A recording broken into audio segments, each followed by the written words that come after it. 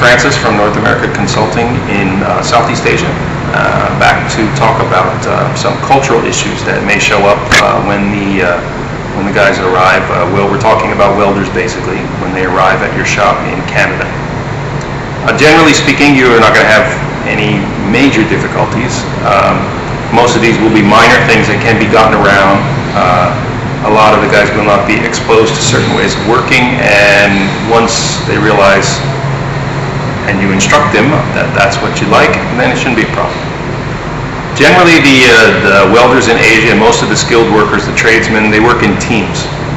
It's rare that companies will put anybody to work solo to do an entire project. They prefer to have teams do parts of the project. So this, of course, is not that good for you employers who are looking for fabricators to do everything solo. It doesn't mean that these guys can't do it. It just means that they haven't had experience with that. In a production atmosphere or in a large project employment situation, it is going to be a good thing because you have a lot of guys working on a team and they're not going to have any problem working together and being sure that the team itself accomplishes the task. But you just have to be aware that if you just give them a drawing and say, here, go make this, you have to be certain that they understand that they're to do it themselves, and just go over it very clearly again to be sure that they understand all aspects of that specific assignment.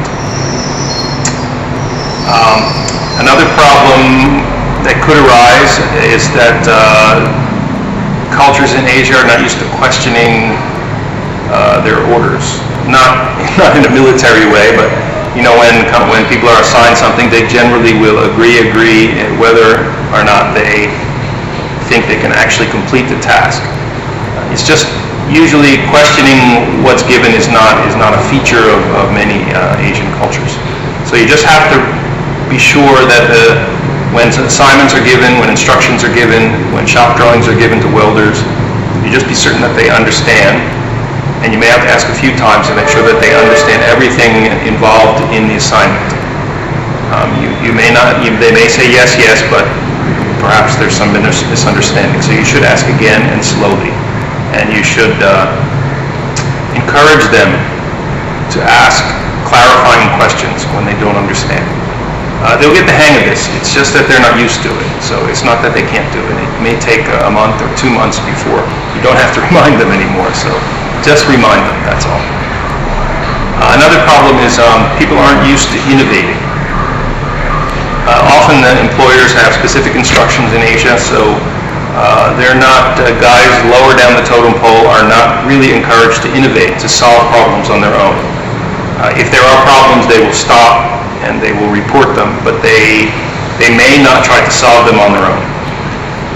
This is, again, both good and bad. If you're doing highly technical welding, fabricating, you know, where you may want someone with some sort of engineering background solving the problem, then guys who stop and give you the problem and don't try to solve it are good. On the other hand, if you're a small shop doing a lot of fabrication direct to the customer, you can't be having people stop every 5 minutes and tell you there's a problem. So you just be aware that innovation without instruction is not common, and that you'll need to keep this in mind. It doesn't mean, again, of course, these guys are certainly capable of innovating and of solving problems on their own, but they may need to be pushed a little bit to do this. There is some fear of mistakes. People are usually not asked to overreach in Asia as much as they would be in North America. So if you're asking them to do something that's outside their skill set or experience and they seem hesitant at first, you may want to have the supervisor or whoever's in charge of the project just briefly go through it to be sure that they understand what they're supposed to do. You know, these guys are good at studying and learning. They just haven't really been exposed to some of this. So if you have a lot of sort of innovative fabrication, you know, things where they're going to have to figure things out for themselves and they're going to have to move forward with sometimes without specific instruction, then you might want to get them used to this. Have them work alongside somebody who's a good problem solver in your company, somebody who's really good at getting the project completed, even though there may be some twists and turns that are unforeseen. This will help. A mentor to show them that we can figure this out and we can solve this. We don't have to always stop work and go find an engineer.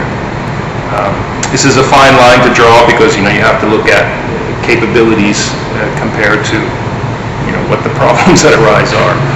But again, it's something you can teach them. Just be aware of it, and you should not come across too many other cultural problems. People will tend to congregate in the lunchroom with people of their own language. This is not usually an issue. People will try to speak their own language with each other at work. If you've got a team of 5 to 10 Vietnamese guys, they tend to speak Vietnamese with each other because it's comfortable. Some companies have a English-only policy on the shop floor.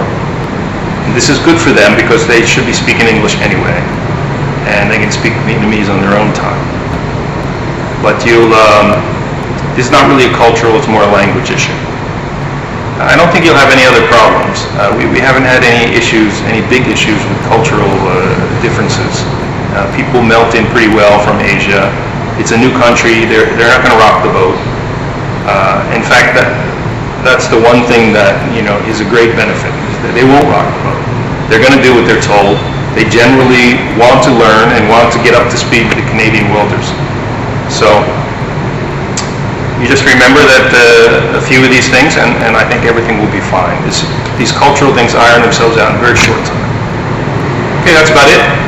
You can take a look, keep an eye out for our next video, and thanks for watching. Okay.